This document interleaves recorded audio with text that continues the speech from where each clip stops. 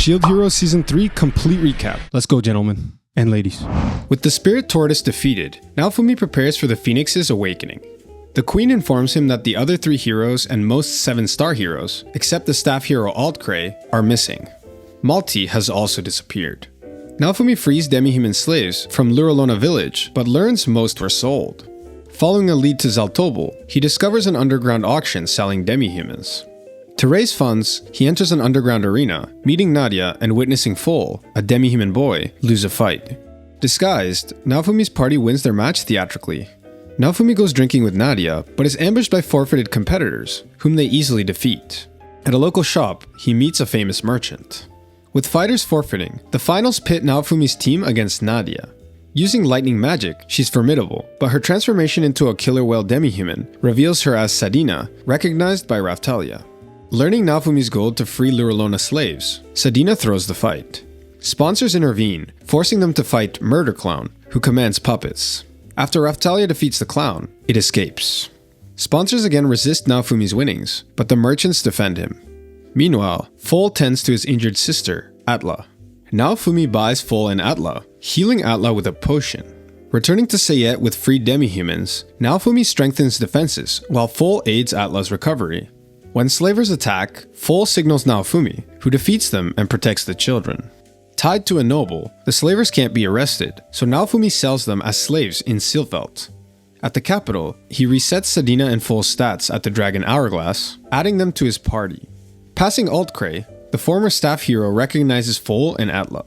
The Queen recounts Altcray's tragic past, and reveals Motoyasu's location. She also reveals that Ren's party was killed and that Malti remains missing. In Sayet, Naofumi meets Sign, recognized as Murder Clown by Filo. When she asks to join the village, he refuses.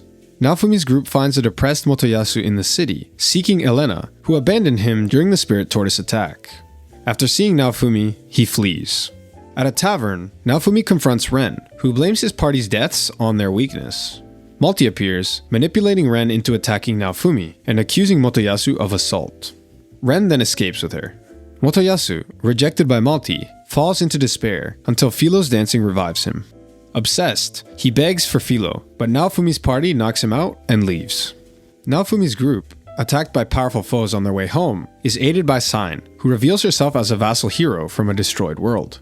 She explains their attacks were tied to its destruction, and vows to protect the heroes to prevent a similar fate. Though wary, Naofumi accepts her and visits the Dragon Hourglass with children ready to class up. Back home, Eclair reports nearby bandits. While hunting them with his party, Naofumi encounters Motoyasu, battling a masked Ren. Ren recalls his party's death by the Spirit Tortoise, with his video game knowledge failing him. Betrayed by Malti, who stole his gear, and chastised by townspeople, Ren succumbs to madness, unlocking his cursed series and adopting a bandit persona. In the present, Naofumi takes over his fight with Motoyasu, facing Ren's greed and gluttony abilities as Ren rants about strength. Eclair duels him, using superior sword skills and his instability to win. Otherworldly attackers return, but are killed by Motoyasu and permanently destroyed by Raftalia. Eclair helps Ren regain purpose, reminding him of his heroic sacrifice in his past life. Naofumi continues preparing Luralona village for the Phoenix's rise in 2 months, with Ren training under Eclair. The Queen sends Ratatouille, an exiled monster breeder, to assist them. A package from Siltveld arrives containing a dragon egg, which Naofumi agrees to raise at Windia's insistence. The egg hatches into a red dragon, Galeon, who bonds with Windia. One day, Galeon accidentally swallows the Emperor Dragon's core, evolving and attacking Naofumi before flying off. As Naofumi's party prepares to pursue Galeon, they discover Filo is afflicted by a curse linked to the zombie dragon. Atla temporarily heals her, and Filo insists on joining. In the mountains, villagers inform them Galeon resides in the dragon's den. During the ascent, Windia shows her magic skills, and Ren expresses regret for killing the original dragon.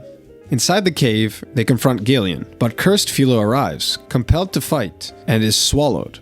The party subdues Galeon, but Windia stops them, revealing the dragon was her father. The dragon evolves again, as the Emperor Dragon from Kizuna's world takes control, vowing revenge. It defeats the party and attacks Windia, prompting Naofumi's desperate defense. Naofumi barely survives the Emperor Dragon's attack before Atla wounds it, enabling the party's escape. Naofumi reveals the dragon will fully absorb Filo by sunrise unless they defeat it, and devises a plan to lure it out with his Shield of Wrath. Windia shares with Atla in full how the dragon, also named Galeon, raised her after her father's death, until Ren killed it. After preparing, Naofumi lures the Emperor Dragon out. The party fights while Atla and Foal deliver the final blow, rescuing Filo and Galeon. Windia bids farewell to her father, as the Emperor Dragon's essence returns to Naofumi's shield. Naofumi confronts the villagers for manipulating Ren into killing the dragon for treasure. Ren apologizes, and Windia forgives him. Naofumi learns the original Galeon's soul now resides within Galeon, but keeps it a secret for Windia's sake. Filo's curse is dispelled, and it's revealed that Galeon absorbed her levels. Naofumi allows Melty to go help Filo regain her levels, while leveling up herself. Sign reveals she has been earning money through underground fights, and mentions an archer, Perfect Hidden Justice, whom Naofumi, Ren, and Risha recognize as Itsuki. The party visits the stadium, where Risha finds Itsuki. Manipulated by Melty, like Ren was, Itsuki refuses to listen, insisting his actions are justified. Risha, seeing him fight, decides to challenge him to prove her growth and make him listen. Itsuki's party, who abandoned him after the tortoise fight, has returned, scheming with Melty under the guise of freeing slaves with fight earnings. Learning Naofumi is nearby, they plot against Itsuki. Naofumi's party, with help from the slave merchant, lures Itsuki to a private arena, where Risha confronts him in battle. Itsuki, corrupted by the curse of pride, attacks Naofumi with his justice bow, proclaiming his warped sense of justice and revealing its brainwashing powers. Risha confronts him, showcasing her growth and resolve. As Itsuki succumbs further to the curse, he tries to strike Risha, but the bow's energy manifests in her hand as a translucent weapon, rejecting Itsuki's twisted justice. Using the weapon, Risha defeats him. Reflecting on his past, Itsuki recalls aspiring to be a hero, but falling into depression after being placed in the lowest class at a prestigious high school. Refusing defeat, he clings to Melty's manipulations, only to find she and his party have abandoned him, stealing his money and leaving him in debt. Exhausted, Itsuki collapses but awakens in Luralona, where Risha begins helping him recover. Naofumi and Raphtalia train with Sadina and Galeon to harness the Dragon Vein's power. Erhard later visits with supplies, including a priestess fit Naofumi ordered for Raphtalia. When she wears it, they are attacked by assassins resistant to the hero's attacks. Using Dragon Vein power, the village defeats them despite a suicide bombing attempt. Sadina reveals Raphtalia is a royal descendant from the isolated nation of Keten Lo, her family having fled to Luralona to escape a throne dispute. The fit's symbolism provoked the attack, marking her as a threat to the throne. Enraged by their persistence despite Raphtalia's disinterest in ruling, Naofumi resolves to confront Keten Lo, ready to fight if needed. Having united the four heroes, he plans to handle the matter swiftly so he can focus on the Phoenix. Naofumi departs with Windia and Galeon for Siltveld to arrange transport for the confrontation.